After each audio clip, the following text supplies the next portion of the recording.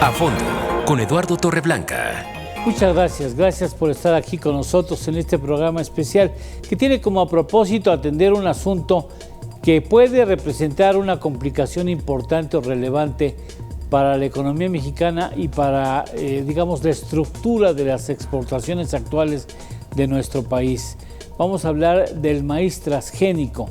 Comienza a haber claramente un diferendo entre el gobierno de Estados Unidos y el gobierno mexicano, porque el gobierno de nuestro país ha determinado que a partir del 2024, enero del 2024, ya no importaremos maíz transgénico, fundamentalmente de la Unión Americana, que en cantidades, números gruesos, de 19 millones de toneladas importamos anualmente, y fundamentalmente se lo compramos a la Unión Americana, y esta, digamos, negativa a adquirir ese maíz, el maíz transgénico, que es fundamentalmente amarillo. Ya aclararemos muchos términos que quizás usted hoy no comprende a plenitud, como fue el caso de nosotros, que tenemos esas dudas cuando iniciamos la investigación de este programa. Y bueno, tuvimos que empaparnos sobre el asunto del tema, porque no tiene desperdicio la posibilidad de que el gobierno estadounidense reclame a México ahora no cumplir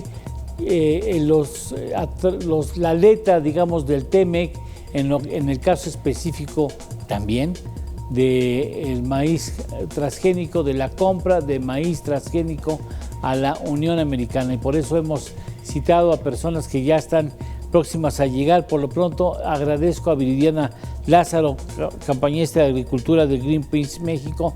Muchas gracias, Viridiana, por estar aquí con nosotros. Bienvenida.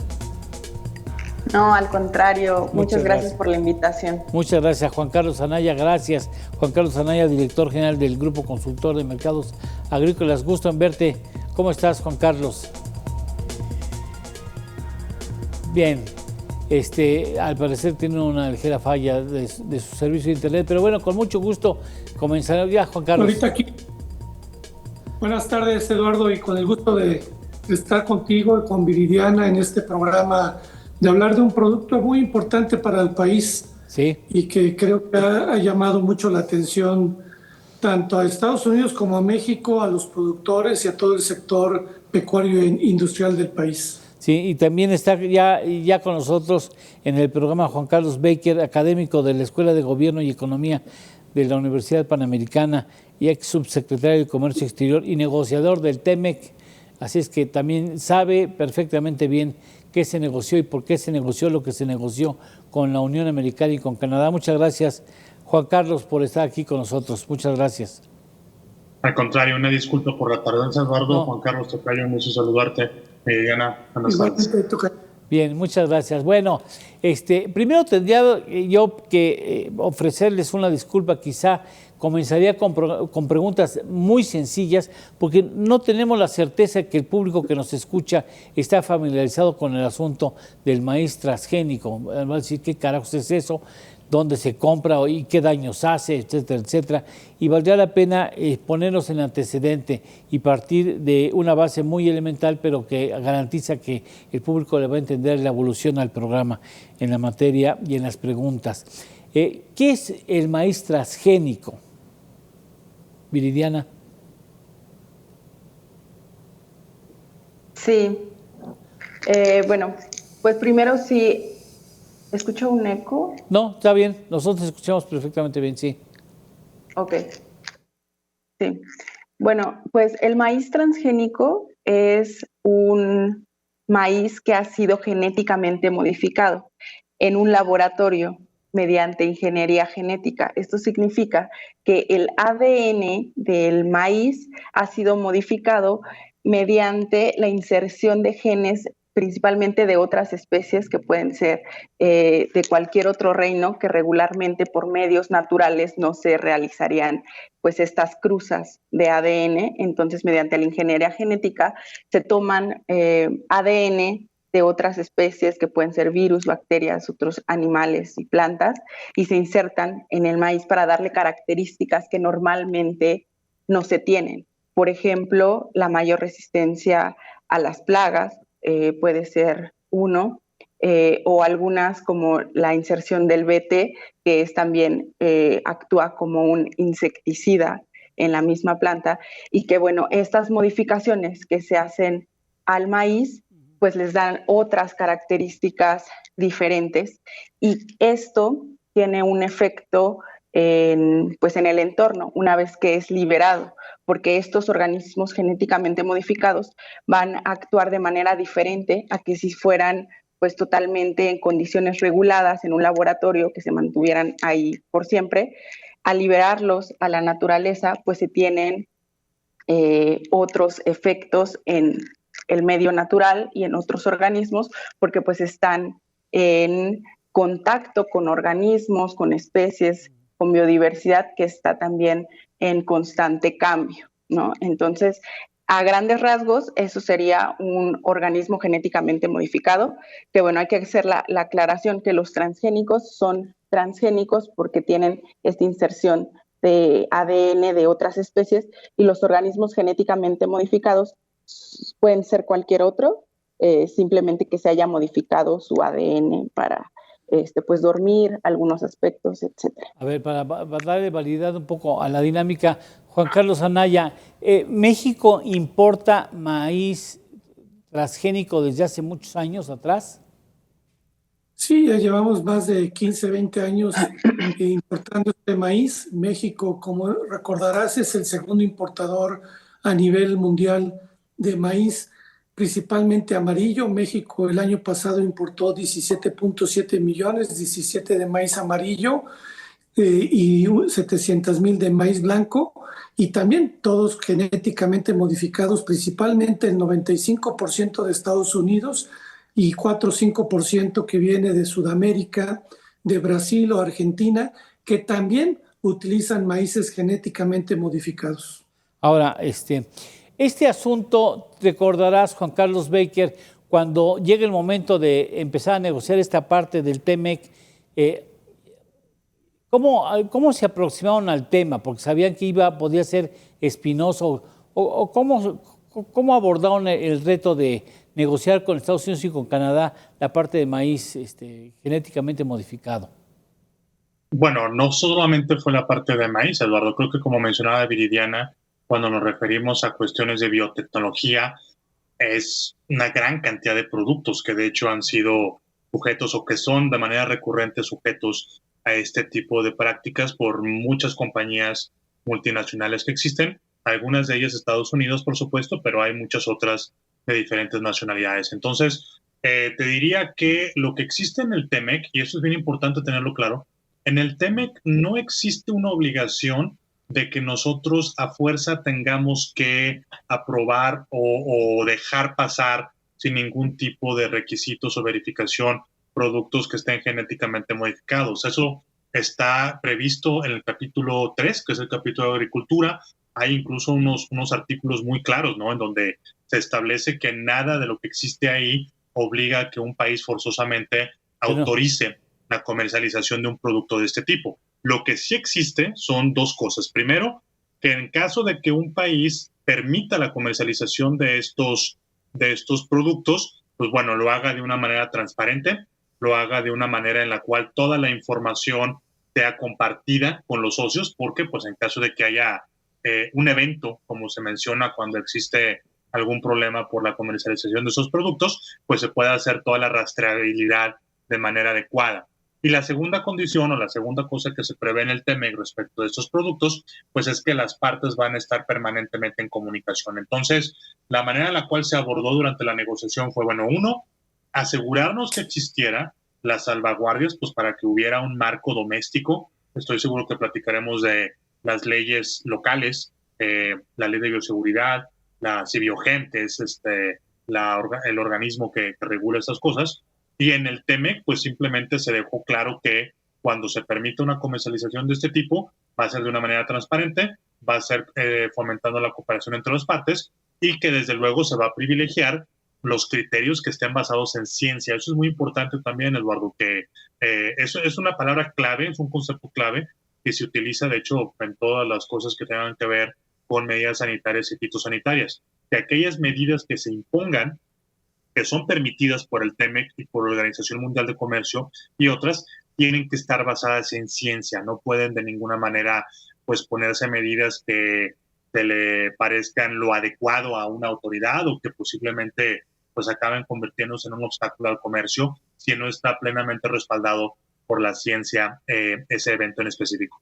O sea, no tenemos una puerta abierta permanente ni tenemos la obligación de dejar entrar maíz transgénico ni ningún otro tipo de producto que tenga esas características. Así lo entiendo, ¿está bien entendido así?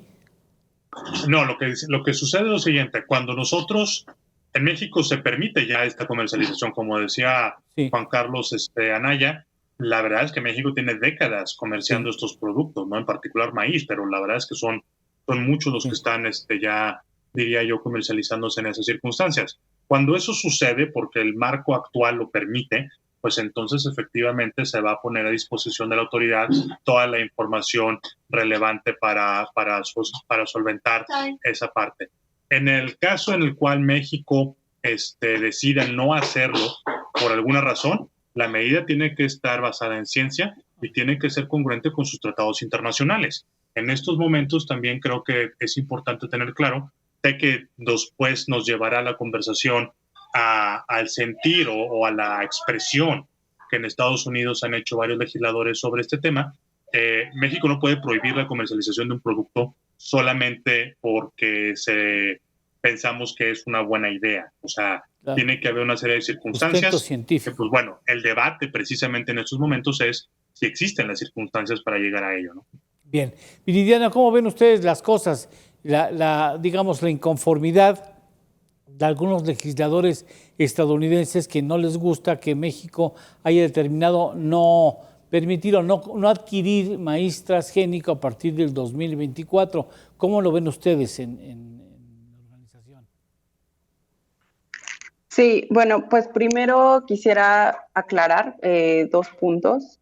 El primero es justamente de lo que hablaba Juan respecto al tema de análisis científicos y del tema del maíz transgénico, porque es algo que no mencioné anteriormente, que el maíz transgénico en estudios científicos está relacionado con daños a la salud y al medio ambiente, principalmente daños a la salud, que pueden ser daños relacionados con el sistema inmunológico y también daños provocando mayor estrés oxidativo, que eso conlleva a que tengamos mayor susceptibilidad a enfermedades crónico-degenerativas como la diabetes o el cáncer. Y también en temas medioambientales, hay que recordar que el glifosato pues es el maíz transgénico es una planta que está muy relacionado con el glifosato. Sí. Y pues el glifosato también tiene grandes efectos negativos en la salud que también están ya reportados por incluso la Organización Mundial de la Salud. Sí. Vuelvo a dar contexto, es un herbicida, no sé si estoy hablando en términos correctos, es un herbicida que digamos que impide que se den al lado del maíz, en este caso que si hablamos del maíz, algunas digamos especies o plantas no deseadas y que no contribuyen al fortalecimiento del maíz, y entonces lo elimina para que digamos venga el maíz lo más limpio posible sin tener que compartir espacios con esas pues especies o productos o sea que le quita de alguna manera fuerza o lo que puede eventualmente contaminar. El glifosato combate esas plantas, digamos, y ese había dicho, como también he escuchado, que se ha determinado que tiene efectos sobre la salud muy nocivos, o sea, digamos, para dar el contexto al público, ¿no?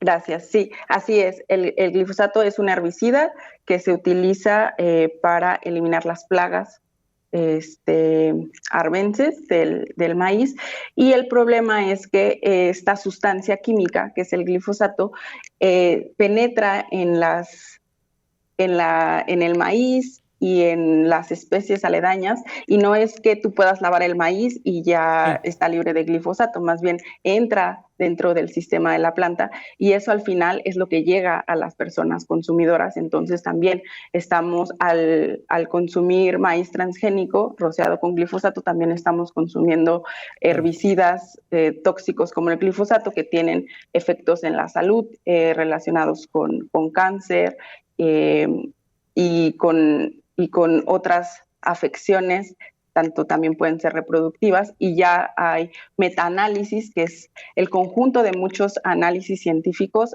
más de 1000, efectuados por la Agencia Internacional del Cáncer de la Organización Mundial de la Salud, que avalan y que dan respaldo a estos avances y a estas investigaciones científicas, ¿no? Debo de suponer, Juan Carlos Anaya, que esto ya sea, presumo que son análisis científicos que se vienen dando desde hace muchos años, porque tengo entendido que desde hace más de 15 o alrededor de 15 años México importa esos productos, o en el caso del maíz transgénico, desde hace más de 15 años posiblemente, ¿eh? ¿Es correcto? Es correcto, y mi reflexión, yo no soy científico, pero sí leo y sí conozco de esto de hace más 43 años, y mi reflexión mucho es por qué otros países permiten el uso de maíces genéticamente modificados. Si dañara la salud ya estaría prohibido. Entonces, lo que mucho dice Juan Carlos Baker es que esté basado en ciencia. Actualmente el decreto que elaboró el gobierno el 31 de diciembre, que a todos nos sorprendió por la fecha de 2020, lo que dice es que no se permite el uso de maíz genéticamente modificado para el consumo directo de mexicanas y mexicanos, ¿sí? Consumo humano. Consumo humano. Entonces, no dice para consumo pecuario, no está claro para uso industrial, o sea, no está bien elaborado este decreto. Adicionalmente, lo que dice mi tocayo Juan Carlos es que venimos importando desde hace muchos años maíces genéticamente modificados, y cuando hay un nuevo maíz genéticamente modificado, las empresas las traen a COFEPRIS para que sean autorizados estos nuevos elementos, los cuales ya han presentado muchos, como 12 o 15 en el caso del maíz, que están parados, que es una queja que tiene Estados Unidos, porque COFEPRIS no ha señalado científicamente que esas nuevas variedades de maíces genéticamente modificadas sean aprobadas. ¿Por qué? Porque constantemente estamos importando en México grandes millones de toneladas. El otro tema que está prohibido por nuestro país, y es algo que, como dice Juan Carlos Baker, es nuestra facultad, es que no permitimos la siembra de maíz genéticamente modificado. Ahí estamos en nuestro derecho, ¿sí?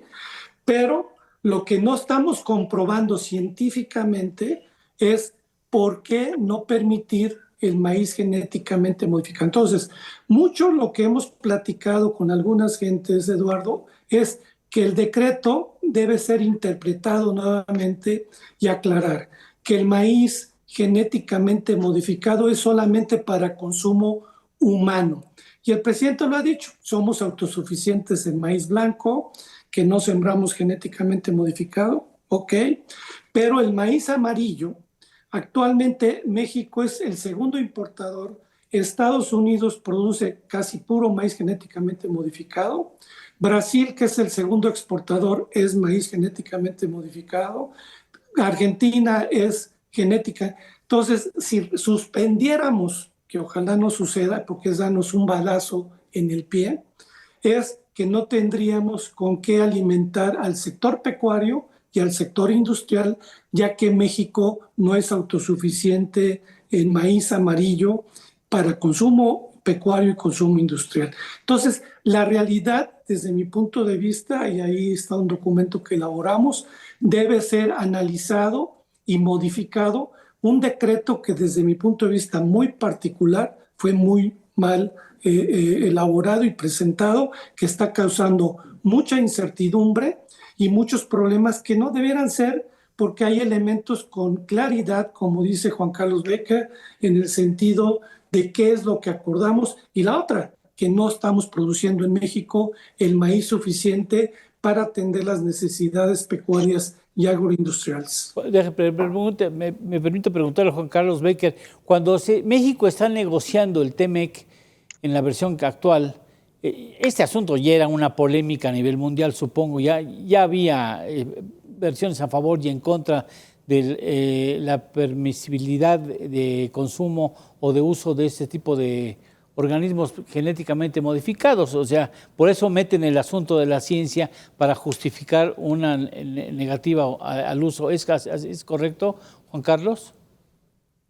Sí, aunque yo no, aunque me encantaría tomar paternidad al concepto de la ciencia, la verdad es que no lo inventamos en las negociaciones del TEMEC, que ese es un concepto que ya tiene bastante tiempo que se ha estado manejando. Yo creo que el tema, la primera vez que yo recuerdo que esto se convirtió en algo de la discusión pública, Eduardo, pues ha de haber sido a finales de los 90s. O sea, ya tiene pues, posiblemente unos 20 años en donde este tema ha sido constantemente discutido. En México incluso parte del debate o parte de este debate surgió a raíz de las discusiones de la ley de bioseguridad, que también estuvo mucho tiempo en discusión y estuvo mucho tiempo parada, pues porque no podíamos, bueno, no nosotros, los actores políticos, no podían realmente generar estos consensos para determinar cuál iba a ser la estrategia o cuál iba a ser la visión que México le imprimiera, porque, pues como dice Juan Carlos Anaya, a ver, México, si no importa ese maíz amarillo, la verdad es que estaríamos generando una gran afectación a las cadenas pecuarias. Y entonces, de por sí ya hay un precio de las cosas que se va incrementando recientemente y tenemos temas de inflación, pues al haber una reducción en los insumos que consumen diversos animales, vaquitas, pollos, etcétera, pues eso generaría un aumento más todavía generado en la inflación. Y al mismo tiempo también, yo creo que hay que mencionarlo, México es miembro del Protocolo de Cartagena. El Protocolo de Cartagena es un tratado internacional en donde también existen este tipo de mediciones y existen este tipo de prácticas para los países que pueden o no aceptar el comercio de estos productos. Entonces, el debate tiene bastante tiempo. El debate ha regresado ahora, uno porque, como hemos visto, pues está este decreto, que aquí creo que también sin yo ser científico de ninguna manera, pero a veces he pensado que el debate no necesariamente lo enfocamos de manera correcta. Una cuestión es el glifosato, las consecuencias que están demostradas que el glifosato puede tener y la manera en la cual se ha sugerido no que se prohíba de tajo, sino que haya como una transición hacia una eliminación del uso de ese glifosato.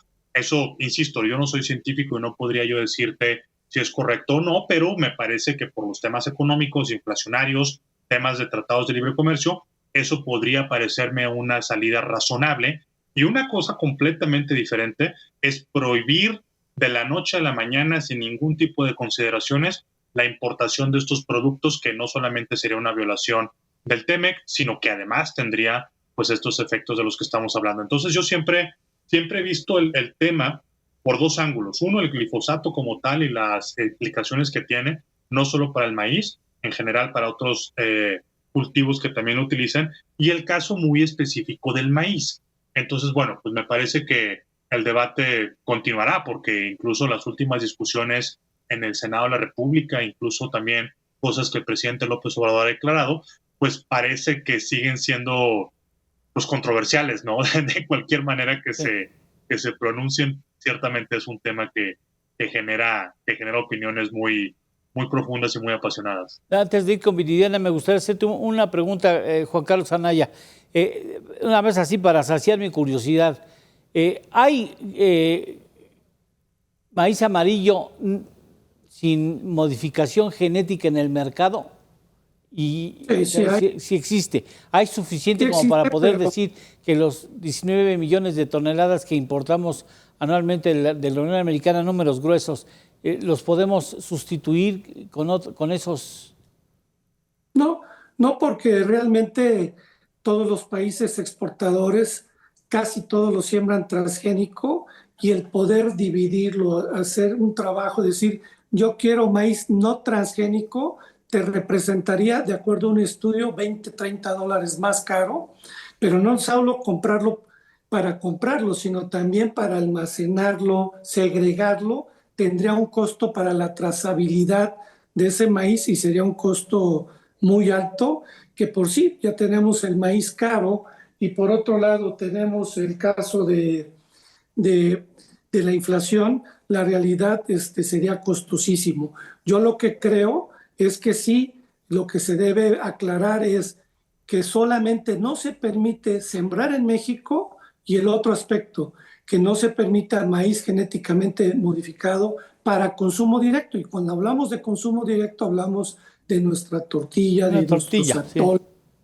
Sí, principalmente. Entonces, ese es el tema que debemos aclarar, porque sí pondríamos en serio riesgo de abasto y de costos al sector pecuario e industrial y, por supuesto, a toda la cadena productiva. Y por último, y luego que me toque, quisiera mostrar un documento de Francisco González Bolívar del Instituto de Biotecnología de la UNAM, con una serie de gentes que mostraron un documento técnico donde posteriormente que platique Viridiana, quisiera decir qué es lo que ellos manifiestan en el tema del maíz genéticamente modificado transgénico. Le pido a Viridiana, ¿nos permites ir a una pausa, Viridiana? Regresando de la pausa, me gustaría saber cuál es el punto de vista de Greenpeace con respecto a esta parte que has escuchado recientemente, tanto de Juan Carlos Baker como de Juan Carlos Anaya. Regresamos de inmediato, que estamos a fondo tratando el tema de el maíz genéticamente modificado y el conflicto que aparentemente ya salió a relucir con la Unión Americana por las decisiones del gobierno mexicano.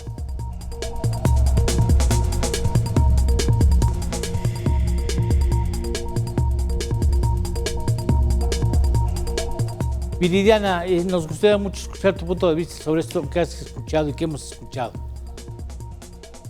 Sí, claro, muchas gracias. Pues bueno, retomando lo que comentaba Juan Carlos Baker sobre el tema de separar el glifosato del maíz transgénico, desde Greenpeace vemos que pues no es posible hacer esta separación, justamente porque hablamos de un sistema agroalimentario y nutricional, ¿no? O sea, está interconectado. No podemos separar el maíz transgénico de su paquete tecnológico, que es los herbicidas, los plaguicidas altamente peligrosos que se usan, porque justamente van intrínsecos en la manera de producción, se están virtiendo en los campos de cultivo y al final están afectando pues el suelo, el agua y también la salud de los productores y los consumidores, ¿no? Entonces es algo que se tiene que ver como un todo, porque es el sistema agroalimentario que se está impulsando con el uso de transgénicos y de plaguicidas altamente peligrosos, ¿no? que van juntos. Y de esa manera, pues se tendría que considerar pues un cambio de producción agroalimentario, y que ese creo que es el fondo del decreto presidencial que mencionaban, que se publicó el 31 de diciembre del 2020 y que busca la eliminación del maíz transgénico en la alimentación de las mexicanas y los mexicanos, justamente por el daño que puede traer a la salud el consumo de estos alimentos. Y el que es el maíz amarillo se use para la alimentación del ganado, pues al final es parte de la cadena alimenticia y al final lo vamos a terminar consumiendo, porque no es algo que se elimina, sino que se va acumulando, y de esta manera al final llegaría al consumidor final, que es el amplio de la población, y es por eso que se tiene que apelar, y es parte también de lo que se menciona en el decreto, al principio precautorio, ¿no?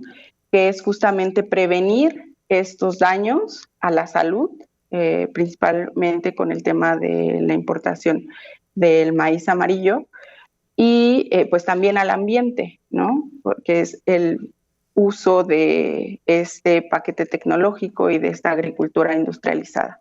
Permíteme Entonces, una pausa rápidamente para preguntarle a Juan Carlos. Si México hiciera eso, si México deja de comprar maíz genéticamente modificado sin sustentar su decisión en estudio científico, ¿incumple el TEMEC, Juan Carlos? Baker. Sí, a ver, puesto así de esa manera tan directa, sí. O sea, nosotros tendríamos que demostrar que efectivamente hay toda una evidencia científica que implica la prohibición. Tendríamos también ahí que apelar a lo mejor a artículos de la OMC o del GATT, que tienen que ver más con cuestiones de seguridad nacional y protección a la salud y demás. Pero lo que pasa es que yo regreso al tema inicial. O sea, se ha estado consumiendo, se ha estado importando este país por mucho tiempo. Sí. Hay muchos países que lo continúan. Se congeló. A ver, ahorita. Y que lo consumen, iba a ser un tocayo. A ver, dices Juan Carlos, que lo consumen desde hace mucho tiempo. Mucho tiempo, y que muchos países en el mundo, Estados Unidos, Brasil y todos muchos países que importan también de estos países, no está prohibido el uso de maíz genéticamente modificado. Entonces, la realidad es que yo considero que todavía no se presenta fehacientemente por el órgano de salud de México y por todos los que participan en Semarnat científicamente. Se habla de tener, yo no los he visto, de que realmente estos productos están dañando la salud. Porque aquí señalo lo que dice este estudio de Francisco González Bolívar, y lo voy a decir textualmente rápidamente. La biotecnología y los transgénicos son herramientas indispensables para ayudar a contender con problemas globales y nacionales. Han sido consumidos por cientos de millones de seres humanos y miles de millones de animales desde hace más de 20 años, sin daños a la salud y con amplios beneficios en muchos sectores. Y esto es un documento del doctor Francisco González del Instituto de Biotecnología, doctor Carlos Arias, Instituto, y una serie de doctores, son como 20 doctores distinguidos de México, en donde señalan y respaldan el uso de productos genéticamente modificados. Entonces, la realidad, nosotros vemos una parte muy ideológica, con todo respeto, y que de prohibir esto, como lo reiterábamos con mi tocayo, pues sería darnos un balazo al pie y pondría en serios aprietos toda la cadena productiva del país. Interrumpía a Viridiana para que continuara con su argumentación. Viridiana, si eres tan amable. Sí, bueno, nada más dando respuesta a lo que acaba de mencionar Juan Carlos Anaya. Los organismos genéticamente modificados no son todos iguales. Hay unos que incluso se utilizan mediante medios muy controlados para la medicina, y eso es otro tema, porque están pues con medidas controladas y no se liberan al ambiente. Obviamente los transgénicos, no vamos a decir que todos son malos, ni que todos los organismos genéticamente modificados son malos. Estamos hablando del maíz transgénico liberado al ambiente en ciertas condiciones que está ocasionando daños a la salud y al medio ambiente, principalmente también por el uso de estos paquetes tecnológicos que son herbicidas y plaguicidas y que están ocasionando daños a la salud, y que sí está comprobado. Incluso pues hay juicios en Estados Unidos que ya han ganado por los daños a la salud que han ocasionado el glifosato y pues la siembra de maíz transgénico, ¿no? Y pues eso también está respaldado por miles, cientos de estudios científicos, ¿no? Y pues bueno, lo que quería mencionar también es que se trata de pensar en un cambio de modelo, un cambio de sistema alimentario, porque ahorita estamos dependiendo de un sistema agroalimentario obsoleto, agroindustrial, que está basado en justamente esto que ya mencioné, plaguicidas y transgénicos, y se tiene que avanzar a buscar soluciones, porque justamente esto está trayendo problemas que empeoran el cambio climático, ocasionan daños a la salud. Nadie de nosotros queremos consumir plaguicidas ni transgénicos porque pues traen daños a la salud, ¿no? Es también pensar en si tuviéramos la oportunidad de decidir, ¿de verdad quisiéramos consumir estos transgénicos, estos alimentos con plaguicidas altamente tóxicos? Entonces ahí es buscar avanzar y transformar nuestro sistema agroalimentario, y ya estamos en esa discusión con el decreto presidencial. Ahora se está discutiendo una reforma a la Ley General de Salud para poder sustentar y poder de alguna manera avanzar hacia los bioinsumos y eliminar gradualmente los plaguicidas altamente peligrosos. Entonces, eso ya se está haciendo nacionalmente, y lo que hay que hacer es fortalecer, apoyar y avanzar hacia este nuevo modelo agroalimentario. A mí me gustaría, si me permiten, hacer una pregunta a Juan Carlos Anaya. Recordarás seguramente tú mejor que yo el maíz QPM, ¿sí? Te acordarás de ese asunto. El maíz QPM fue un maíz genéticamente modificado, ¿no? Incluso estuvo la ciencia mundial involucrada, y específicamente una científica mexicana fue la que, gracias a ella, se dio el resultado final de una variedad de maíz con una alta capacidad nutricional y capacidad de enfrentar condiciones climatológicas muy adversas. Según yo recuerdo, llegué a probarlo incluso, el maíz QPM, que se liberó la patente por ser un trabajo científico avalado por la Organización Mundial de la Salud o alguna institución dependiente de las Naciones Unidas, y se liberó para que pudiera aprovechar sobre todo las naciones pobres y recuperar del subdesarrollo nutricional a gran parte de sus poblaciones. Y desafortunadamente México es una nación que no ha aprovechado el maíz QPM, a pesar de que fue una científica mexicana, digamos, la madre principal de este avance. Aquí no se pudo hacer nada porque las harineras del maíz le cerraron la puerta y le hicieron la guerra a la introducción de ese maíz, que pudo haber sido, si ese es lo correcto, Juan Carlos Anaya, era modificado esa variedad de maíz, ¿no? No modificado, pero era más una variedad más que genética, era una variedad híbrida, que es así, es las que producimos, y la verdad tenemos buenos técnicos en el CIMBESTAT del Politécnico que han hecho mucha investigación en estos temas. Sí. Y es lamentable, y es como también tenemos un gran técnico, conocedor, agrónomo, que ha llegado a promover rendimientos de maíz en China hasta de 20, 30 toneladas por hectárea, y también en México, Ernesto Cruz, y que realmente no lo hemos aprovechado, lo aprovechan más los chinos que nosotros. Y el otro tema, Eduardo, es de que estamos de acuerdo en aumentar y producir todo nuestro maíz que no sea genéticamente modificado con variedades híbridas o con variedades con mejor genética, pero no hemos logrado. Si tú ves, desde 1994 que se firmó el Tratado de Libre Comercio, la producción solamente se ha aumentado 51% y el consumo ha aumentado 115%. O sea, esto que dice de que señala el gobierno de lograr la autosuficiencia, México no tiene las condiciones técnicas por el minifundio, por el tipo de semillas que utilizamos. Las semillas criollas son muy deliciosas, las tortillas, pero son de 2,5 toneladas por hectárea. Lo que debiéramos promover son semillas híbridas, que sí están permitidas, donde productores de Sinaloa, del Bajío, logran hasta 12, 15 toneladas por hectárea, pero lamentablemente en lo que va del sexenio no aumentamos de 27 millones de toneladas y el país requiere de 45 millones. Sí, se oye muy bonito todo el tema de bioinsumos y todo, pero de eso no come el consumo humano, el sector pecuario e industrial.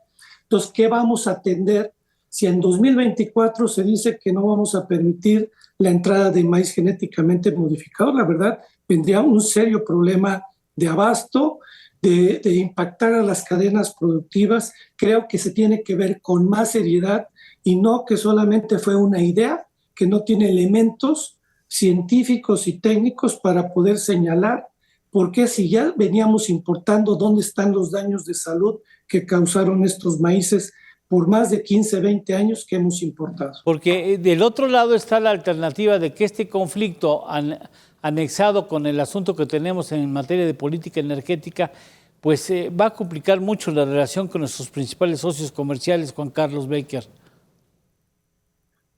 A ver, Eduardo, mira, como hemos platicado aquí en tu programa previamente,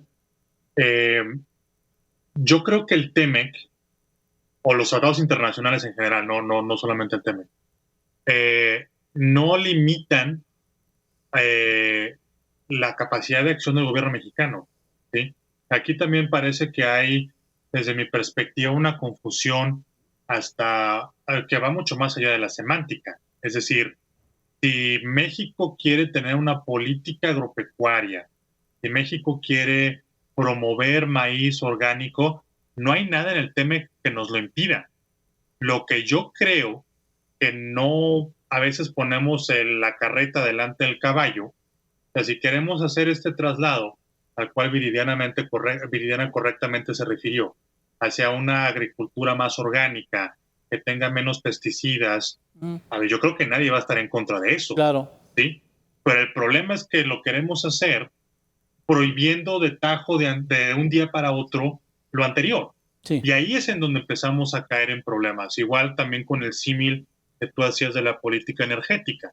A ver, no hay nada en el TEMEC que impida que México tenga una política energética, pero sí se tiene que hacer en base a un piso parejo, respetando nuestros compromisos internacionales, sin discriminación, etcétera. Porque lo que no se vale es que queramos todas las ventajas de un acuerdo con Estados Unidos, que queramos todos los beneficios que se derivan de esa relación cercana, pero que al mismo tiempo no estemos dispuestos a respetar las reglas.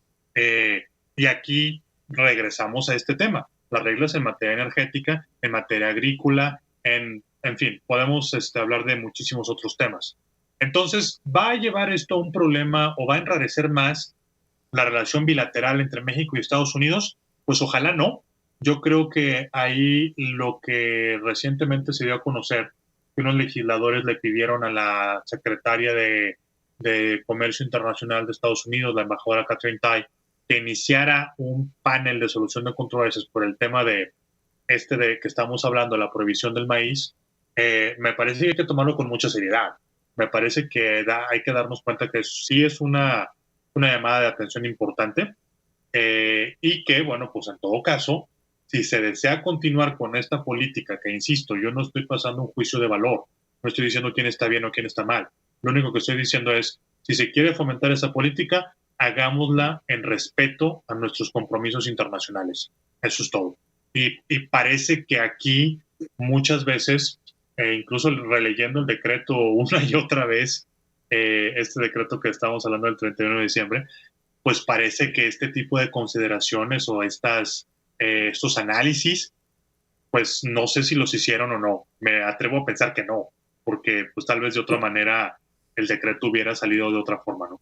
Bueno, desafortunadamente hay veces que los resultados parecen indicar que hay cierto grado de improvisación en algunas acciones y en algunas políticas. Pero bueno, permítanme ir a una pausa ya para que después de ella podamos llegar a la parte de las conclusiones de lo que aquí se ha dicho, que me parece que exigiría otro programa más para abundar en algunos asuntos. Pero bueno, como tenemos simplemente una hora, pues entonces yo les invitaría a que hiciéramos a manera de conclusión algunas consideraciones sobre el tema que hasta este momento hemos tratado.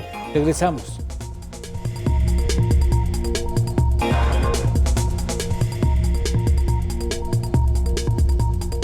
Un momento de pensar en las conclusiones a manera de conclusión. Si quieres, lo que quisieras aportar, Viridiana, si eres tan amable. Sí, gracias. Pues bueno, siento que sí nos faltó ahondar muchísimo más en el tema. Hay muchos puntos y muchas aristas todavía pendientes, pero sí, muy de acuerdo con Juan Carlos Baker, hay que tomar este tema con mucha seriedad porque es nuestra alimentación, el sistema alimentario lo que está en juego. Y también hay que considerar que hay muchos intereses dentro de este tema, ¿no? Incluyendo económicos, grandes empresas transnacionales que manejan y tienen el control del mercado de semillas, del mercado de plaguicidas altamente peligrosos, y sus intereses están en juego también, ¿no? Eso hay que considerarlo.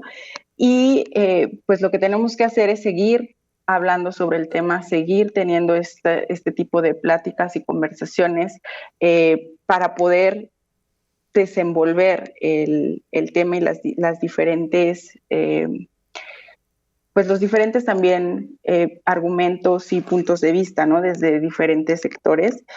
Hay que fortalecer mucho la política alimentaria en nuestro país si de verdad queremos avanzar hacia la transición agroecológica, y hay que comenzar, porque ahorita estamos discutiendo si comenzamos o no la transición agroecológica, y lo que hay que hacer es emprender, ¿no? Comenzar, y obviamente esto va a tomar mucho tiempo porque llevamos años teniendo este sistema agroalimentario como lo conocemos, y va a tomar mucho tiempo. Y estos cambios, pues, toman tiempo, cambios son dolorosos también. Entonces hay que tomar en cuenta eso, empezar a movernos hacia allá y, pues, ya ir comenzando con la transición. No estamos tampoco diciendo que sea un proceso que ya se va a prohibir de aquí a mañana el maíz transgénico, sino que sí debe de haber una transición que también empodere a los productores, principalmente de pequeña y mediana escala, y que los incentive también a producir alimentos libres de químicos, y para eso se necesita también mucha inversión del gobierno mexicano y un presupuesto etiquetado que no tenemos hasta el momento. Entonces sí es necesario que se tengan todas estas herramientas y ya ir comenzando a avanzar hacia allá para poder pues tener y alcanzar la soberanía alimentaria, que es lo que al final todas y todos buscamos, y tener pues alimentos saludables en nuestra mesa, ¿no? Bueno, me imagino que Greenpeace ha de estar dando la batalla en muchos otros países también en ese mismo sentido. Muchas gracias, Viridiana. Juan Carlos Anaya, habría que empezar quizá definiendo bien ese decreto, ¿no?, que tiene algunos faltantes, que bien haría Presidencia en clarificarlos. Sí, creo que lo que decía Juan Carlos y también Viridiana, creo que faltó mucho trabajo y análisis.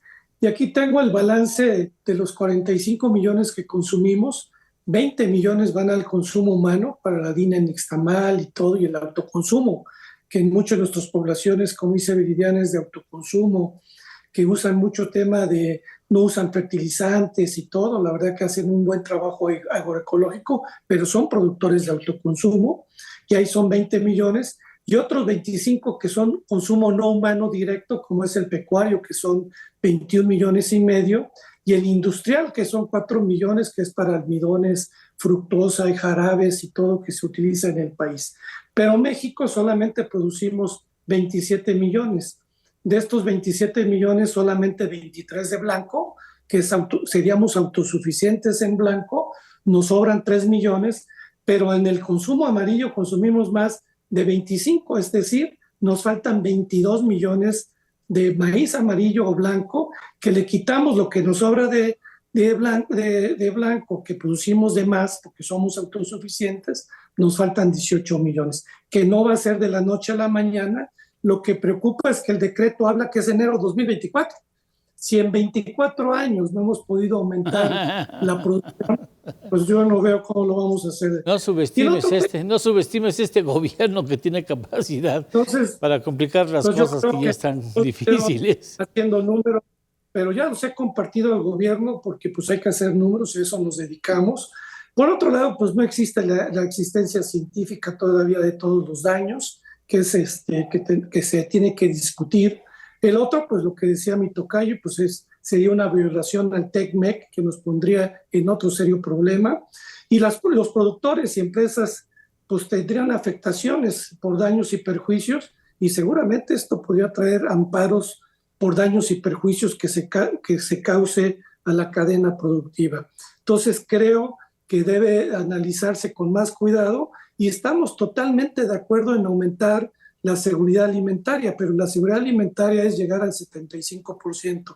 La autosuficiencia, no tenemos las condiciones de superficies con suficiente agua, somos semidesérticos. Entonces, la realidad, actualmente seguimos con rendimientos promedio de 3.5 toneladas por hectárea. Entonces, es un trabajo que tiene que ver con mucho cuidado, porque ponemos en riesgo el abasto nacional y la alimentación de todos los mexicanos. Sí, bueno, y es un asunto, ya lo ha dicho el Consejo Nacional Agropecuario, hay que tener mucho cuidado con esas acciones que pueden complicar seriamente la economía nacional. Juan Carlos Becker, por favor.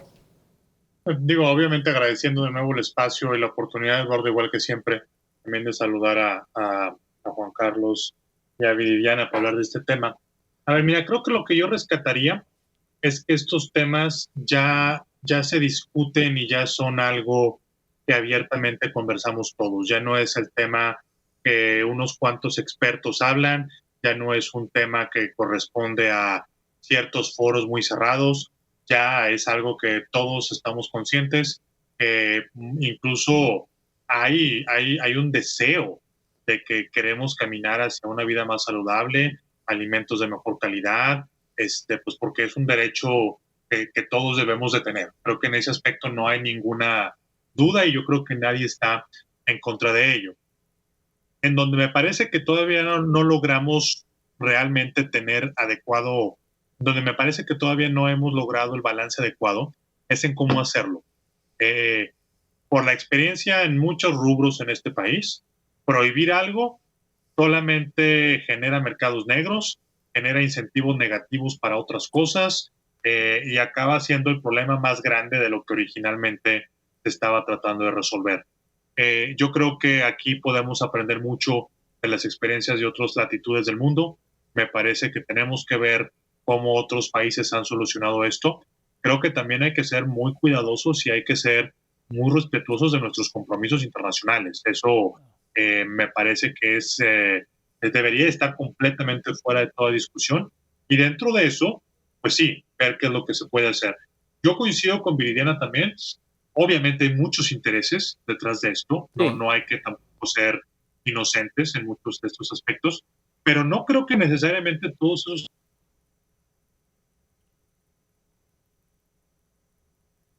hay una narrativa detrás de todo esto, ¿no? Y pues vaya, los intereses no necesariamente se expresan de esa manera. Entonces, gracias por la oportunidad, gracias por discutir un tema apasionante, sin duda, y pues bueno, seguiremos muy de cerca las discusiones en el Senado y en Washington también sobre este tema, y estoy seguro que nos dará para tener otra charla aquí, siendo tú nuestro muy generoso anfitrión, Eduardo, igual que siempre. Muchas gracias, Juan Carlos Becker. Muchas gracias, Viridiana Lázaro. Muchas gracias, Juan Carlos Anaya. Un abrazo. Gracias, Juan Carlos Becker. Muchas gracias. Saludos, Viridiana, tocayo. Muchas gracias. Saludos. Trataremos este tema luego. posteriormente, estoy seguro. Muchas gracias por habernos prestado su conocimiento. Muchas gracias. Y ahora pues llega el momento de estar siempre bien informados con una figura profesional, siempre como Yoli Ramírez. ¿Qué tal, Lalo? Un gusto saludarte a ti y al auditorio. Tenemos información en desarrollo de último momento. Asesinan a un general de la Guardia Nacional, el mayor golpe, según algunos expertos, para el Gabinete de Seguridad en este sexenio. Muchos dicen un mensaje para el presidente López Obrador. En minutos, la noticia. Escucharemos con mucha atención. Gracias. Vamos a hacer una muy breve pausa. Volvemos.